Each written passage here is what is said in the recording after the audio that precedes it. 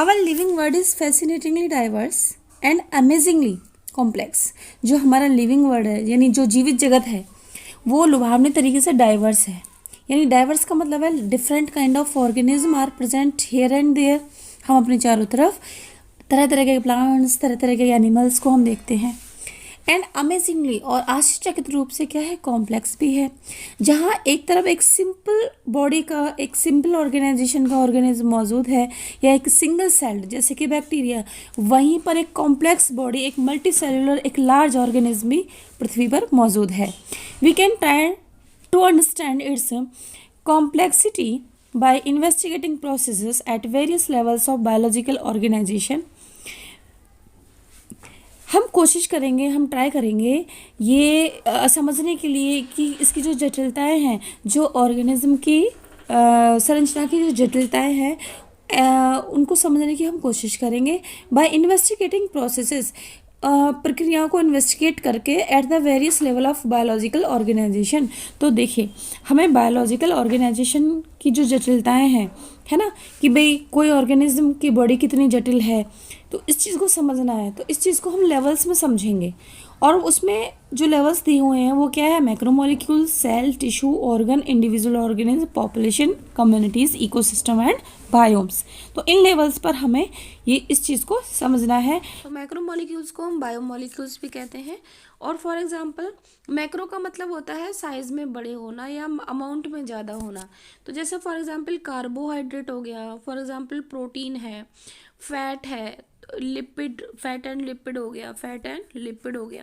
तो ये सब क्या है, these are the macro molecules. Okay, तो ये हम जानते हैं कि किसी भी एनिमल की बॉडी सेल्स से मिलकर बनी है। यानी सबसे छोटी इकाई क्या है, सबसे छोटी इकाई है, जस्ट अ मिनट, सबसे छोटी इकाई है हमारी बॉडी की सेल्स, है ना। तो सेल्स के अंदर क्या मौजूद होते हैं, सेल्स के अंदर मौजूद होते हैं सेल ऑर्गेनेल्स। और सेल ऑर्गेनेल्स में कौन मौजूद होते हैं, मैक्रोमोलिक्यूल्स। तो इसलिए स्टार्टिंग कहाँ से करी है, कौन सा लेवल लिया है, पहले मैक्रोमोलिक्यूल्स। उसके बाद में मैक्रोमोलिक्यूल्स किसके कॉन्स्टिट्यूएंट हैं, सेल्स के। सेल्स ग्रुप होती हैं सिमिलर स्ट्रक्चर की, ऐसी सेल्स जिनका स्ट्रक्चर सिमिलर हो, जिनके फंक्शंस सिमिलर हो, तो ऐसे सेल्स के ग्रुप को टिश्यूज़ कहते हैं। जब टिश्यू ग्रुप करते हैं, जब बहुत सारे टिश्यू ग्रुप होते हैं हैविंग द कॉमन फंक्शन, तो ऐसे ग्रुप को हम क्या कहेंगे, ऑर्गन कहेंगे। उसके बाद में जब वो वेरियस ऑर्गन इकट्ठे होते हैं, ग्रुप होते हैं, तो वो ऑर्गन सिस्टम बनाते हैं। और ऑर्गन सिस्टम बनाते हैं मिलकर क्या, एक इंडिविजुअल ऑर्गेनिज्म। क्लियर। अब देखिए, तो अगर सबसे पहले हम डिफाइन करेंगे किसको, ऑर्गेनिज्म को ही डिफाइन करेंगे। तो कोई भी लिविंग थिंग हम क्या कहेंगे, ऑर्गेनिज्म कहेंगे। ठीक है। अब आती है बात किसकी, पॉपुलेशन की। व्हाट इज पॉपुलेशन, यानी जनसंख्या क्या है। तो किसी एक पर्टिकुलर स्पीसीज के ऑर्गेनिज्म के ग्रुप को जो कि किसी पर्टिकुलर हैबिटेट पर, किसी एरिया पर प्रेजेंट है, उसको हम पॉपुलेशन कहेंगे।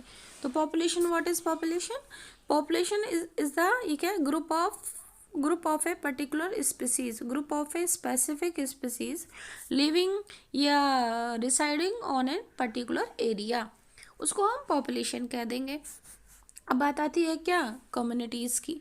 कम्युनिटीज़ क्या होता है, तो देखिए, जब अलग अलग, जब डिफरेंट स्पीसीज़ की पॉपुलेशंस, यानी पॉपुलेशंस ऑफ डिफरेंट स्पीसीज़, ठीक है ना, present in A particular area, तो उसको हम क्या कहेंगे, उसको फिर हम कम्युनिटी बोलेंगे। क्या बोलेंगे, कम्युनिटी। तो हम डिफाइन कर सकते हैं व्हाट इज़ कम्युनिटी। या community is the group of populations of different species living together in A given area या फिर हैबिटेट। तो हमारा क्या हो गया, कम्युनिटीज़ हो गया। अब बात आती है किसकी, इकोसिस्टम की। तो यहाँ पर हमें एक बात ध्यान देनी है कि कम्युनिटीज़ तक बात आती है किसकी, लिविंग ऑर्गेनिज्म की। किसकी, लिविंग ऑर्गेनिज्म की। लेकिन जब हम बात करते हैं इकोसिस्टम की, तो इकोसिस्टम में हम जो लिविंग ऑर्गेनिज्म का आसपास का इन्वायरमेंट है, हम उसको भी ऐड कर लेते हैं, है ना, तो फिर बन जाता है ecosystem. So question arise, what is ecosystem. तो इकोसिस्टम क्या है, एक तरीके से इंटरेक्शन है, ठीक है, लिविंग ऑर्गेनिज्म का उनके फिजिकल इन्वायरमेंट के साथ में। यानी हम रह रहे हैं, सपोज ह्यूमन बीइंग की क्या है, पॉपुलेशन है, और या जैसे हम जिस जगह रह रहे हैं वहाँ पे ह्यूमन बीइंग भी हैं, दूसरे एनिमल भी हैं, तो कई कई सारी पॉपुलेशंस हैं यानी कम्युनिटी हैं। अब हम अपने इन्वायरमेंट के साथ में इंटरेक्ट करते हैं। हमारा इन्वायरमेंट में क्या है, एबायोटिक फैक्टर्स हैं, जैसे कि हमारे चारों तरफ एयर है, टेम्परेचर है, सॉइल है, सनलाइट है, क्या है, सनलाइट है, ये सारी चीज़ें हैं। तो ये सारी चीज़ें मिलकर क्या बना रही हैं, हमारा इन्वायरमेंट बना रही हैं। ठीक है, तो हम यानी कि लिविंग ऑर्गेनिज्म अपने इन्वायरमेंट के साथ में एक सिस्टम क्रिएट करते हैं जिसे हम इकोसिस्टम कहते हैं। और हमारा एक इंटरेक्शन होता है, जब टेम्परेचर सपोज ज़्यादा या कम है तो हम उसके अकॉर्डिंग बिहेव करते हैं। एयर है, एयर का प्रेशर कैसा है, सॉइल का टाइप कैसा है ना। तो ये सारी चीज़ें हैं। तो होपफुली ये चीज़ अब आपको अच्छे से समझ में आ गई होगी। अब हम आगे चलते हैं, इसको इरेज कर लेते हैं। यस, अब आती है बात एंड बायोम्स। बायोम्स क्या होते हैं, देखिए, तो बायोम्स हम कह सकते हैं कि ecosystem at very large area, ecosystem over large area, तो ये दैट इज बायोम। या हम ऐसे भी कह सकते हैं इंटरेक्शन ऑफ कम्युनिटीज, कम्युनिटीज का इंटरेक्शन उनके इन्वायरमेंट के साथ में, but over very large area. जैसे कि फॉर एग्जांपल फॉरेस्ट हो गया, है ना, कोई बहुत बड़ा जैसे सी हो गया, पॉन्ड हो गया, इस तरीके से। Next, at any level of biological organisation, कुछ हम कोई भी लेवल ले लें, चाहे हम पॉपुलेशन ले लें, कम्युनिटी ले लें, इकोसिस्टम ले लें, कोई भी, we can ask 2 type of questions. तो हम 2 तरीके के क्वेश्चंस पूछ सकते हैं। For example, when we hear the bulbul singing early morning in the garden, जब बुलबुल गाना गाती है सुबह सुबह गार्डन में, तो हम ये एक एक्टिविटी है। अगर हम अपने चारों तरफ ध्यान से देखें तो कुछ ना कुछ प्रकृति में घटित हो रहा है। और वो जो घट रहा है, कोई भी इवेंट हो रहा है, चिड़िया गाना गा रही है या कुछ और चीज़ हो रही है, क्या कहते हैं, तो उसका एक रीज़न है। अब इसमें 2 क्वेश्चन बनते हैं, क्या, कि हाउ डज द बर्ड सिंग, कि चिड़िया कैसे गाना गा रही है, और वाई डज द बर्ड सिंग, ये चिड़िया क्यों गाना गा रही है।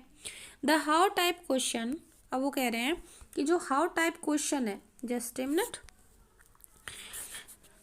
Seek the mechanism behind the process. तो हाउ टाइप में तो मैकेनिज्म में बताएंगे भाई कैसे गा रही है ना, तो उसमें मैकेनिज्म होगा गाने का, वॉइस बॉक्स की फंक्शनिंग होगी। ठीक है, why type question seek the significance of the process. अगर हम क्वेश्चन करते हैं भाई क्यों गा रही है, तो वो कहीं ना कहीं इसका आंसर हमें बताएगा, इसका सिग्निफिकेंस, भाई क्यों गा रही है, यूज़ किया है ना। For the first question in our example, the answer might be in the terms of operation of voice box. तो जाहिर सी बात है कि जो वॉइस बॉक्स है या साउंड बॉक्स है, ठीक है, वो उसका क्या ऑपरेशन है, क्या वर्किंग है, क्या उसका मैकेनिज्म है। And the vibrating bones in the birds, और जो चिड़ियाँ हैं उसके जो वाइब्रेट करती हुई जो बोन्स हैं उनसे किस तरीके की आवाज़ निकल रही है। Where's for the second question the answer में lie in the birds need to communicate with its mate during breeding season. अब देखिए, जो चिड़िया गाना गाती है तो उसका एक रीज़न यहाँ पर दिया गया है बुक में, कि अगर ब्रीडिंग सीजन है चिड़िया का, तो वो क्या कर रही है, वो साउंड निकाल रही है ताकि वो अट्रैक्ट कर सके अपने मेल पार्टनर को, किसके लिए, मेटिंग के लिए। When you observe nature around you with A scientific frame of mind, तो जब भी हम एक वैज्ञानिक दृष्टि से अपने चारों तरफ क्या करते हैं, नेचर को ऑब्जर्व करते हैं, देखते हैं, you will certainly come up with many interesting questions of both types. तो हमें बहुत सारे क्वेश्चंस हम सोचने पे कहीं ना कहीं मजबूर हो जाएंगे, भाई ऐसा हो रहा है तो क्यों हो रहा है, इसका मैकेनिज्म क्या है, इसका यूज़ क्या है, क्यों हो रहा है, कैसे हो रहा है। अब देखिए, कुछ क्वेश्चंस दिए हुए भी हैं हमें, क्या है, why are night blooming flowers generally white. अब क्वेश्चन है कि भाई जो रात में फ्लावर्स खिलते हैं वो जनरली वाइट क्यों होते हैं। तो अगर हम सोचें तो हम आंसर दे सकते हैं कैसे, कि जो वाइट कलर होता है वो एक गुड रिफ्लेक्टर होता है। अब रात में वाइट कलर ईजिली इंसेक्ट के द्वारा क्या हो जाएगा, रिकॉग्नाइज हो जाएगा, अंधेरे में वाइट कलर ही दिखेगा। अब हम जानते हैं कि जो इंसेक्ट होते हैं they are the good pollinators. Insect क्या होते हैं, गुड पॉलिनेटर्स होते हैं। तो इंसेक्ट ईजिली किसको रिकॉग्नाइज कर लेंगे, वाइट कलर को रिकॉग्नाइज कर लेंगे, है ना। अब जैसे ही फूल खिला उसके जो पेटल्स वगैरह हैं वो एकदम ओपन हो जाते हैं, तो insect they are very comfort to recognise they feel very comfort to recognise the white colour in night. How does the bee know which flower has nectar? या जो बी होती हैं उनको कैसे पता चलता है कि भाई कौन से फ्लावर में क्या है, नेक्टर है? तो जाहिर सी बात है, यानी फूलों का नेक्टर यानी एक विशेष प्रकार का फूलों का रस, उसमें से स्मेल आती है, सेंट आती है। तो सेंट की वजह से जो बीज हैं वो अट्रैक्ट हो जाती हैं। अब why does cactus have so many thorns? जो कैक्टस प्लांट होता है उस पर बहुत सारे थॉर्न्स होते हैं। थॉर्न्स यानी कि कांटे। क्यों होते हैं कांटे? ताकि भाई जाहिर सी बात है कि इसमें दो चीज़ें हैं। एक तो ये है कि ऐसे जो कैक्टस टाइप के पौधे होते हैं वो ज़ीरोफाइट्स होते हैं। ज़ीरोफाइट्स यानी जो ड्राई एटमॉस्फेयर में उगते हैं, जो रेतीले, जहाँ पे पानी की कमी होती है, ऐसी ज़मीन जहाँ पर पानी की कमी होती है। तो क्या होता है, तो ऐसे जो पौधे होते हैं वो अपने इवोपरेशन को या ट्रांसपिरेशन रेट को कम करने के लिए पत्तियों का सरफेस एरिया कम कर देते हैं, और जिससे कि जो पत्तियां हैं वो कांटे जैसी हो जाती हैं और ट्रांसपिरेशन कम होता है, और इस तरीके से वो सर्वाइव कर पाते हैं।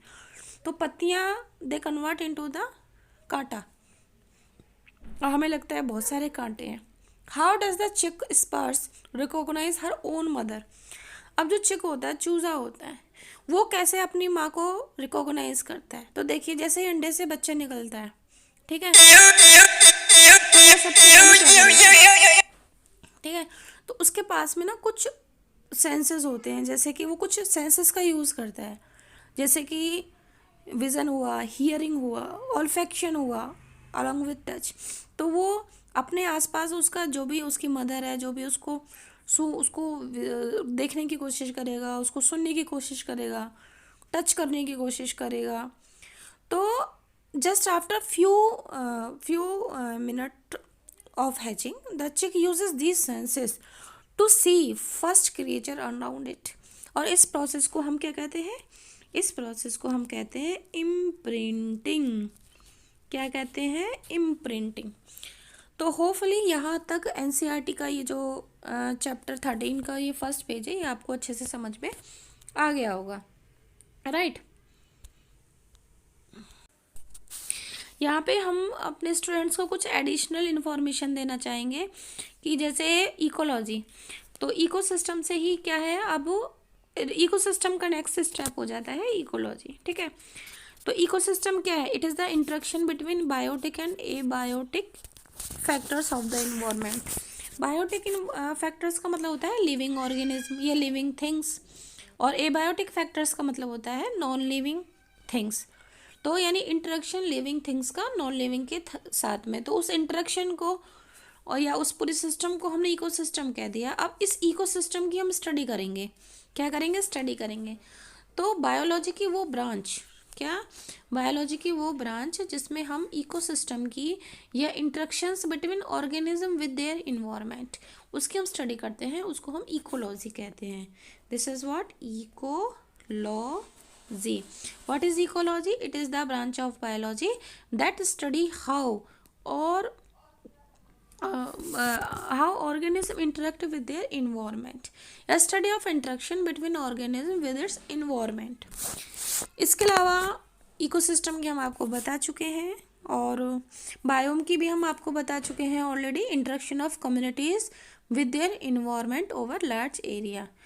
तो होपफुली यहाँ तक ये अच्छे से आपको समझ में आ गया होगा। You have already learned in previous classes that ecology is a subject which studies the interactions among organism and between the organism and its physical यानी कि abiotic environment। तो देखिए यहाँ पर इसकी वो भी दे रखी है definition, what is ecology. Ecology क्या है?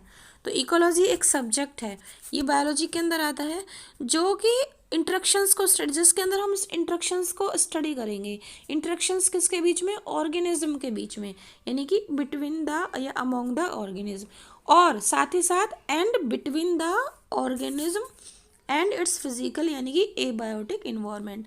तो एक तो ऑर्गेनिज्म के बीच में, और एक दूसरा क्या है? ऑर्गेनिज्म और जिस इन्वायरमेंट में ऑर्गेनिज्म रहते हैं, तो उनके बीच में आपस में क्या इंटरेक्शन है, या इन्वायरमेंट के अकॉर्डिंग ऑर्गेनिज्म किस तरीके से बिहेव करते हैं जब इन्वायरमेंट चेंज होता है, तो उसकी जो स्टडी है वो किसके अंदर होगी, इकोलॉजी के अंदर होगी। Ecology is basically concern with 4 levels of biological organisation. तो इकोलॉजी क्या है, साइंस की ब्रांच है जिसमें हम स्टडी करेंगे किसको, बायोलॉजिकल ऑर्गेनाइजेशन के इन 4 लेवल्स को। कौन कौन से, एक तो ऑर्गेनिजम्स हो गया, एक पॉपुलेशन हो गया, कम्युनिटीज हो गया एंड बायोम्स हो गया। तो अब क्वेश्चन ये राइज होता है कि भाई मैक्रोमोलिक्यूल, सेल, टिश्यू, ऑर्गन, ये सब डिस्कस क्यों नहीं करेंगे।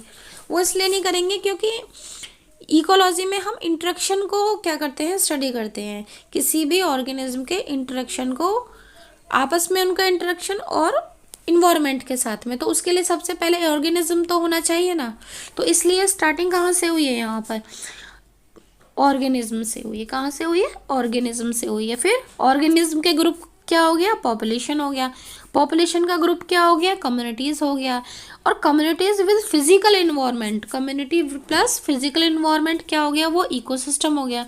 और इकोसिस्टम किसी लार्ज एरिया में, इन्वायरमेंट कैसा, लार्ज इन्वायरमेंट है अगर, तो उस इकोसिस्टम को हमने क्या कह दिया, biomes. In this chapter we explore ecology at organismic and population levels. इस चैप्टर की अगर हम बात करें तो इकोलॉजी किसके साथ में डील करेगी, ऑर्गेनिजमिक एंड पॉपुलेशन लेवल्स के साथ में। तो होपफुली यहाँ तक आपको अच्छे से समझ में आ गया होगा। रेस्ट हम नेक्स्ट वीडियो में डिस्कस करेंगे। Thank you very much.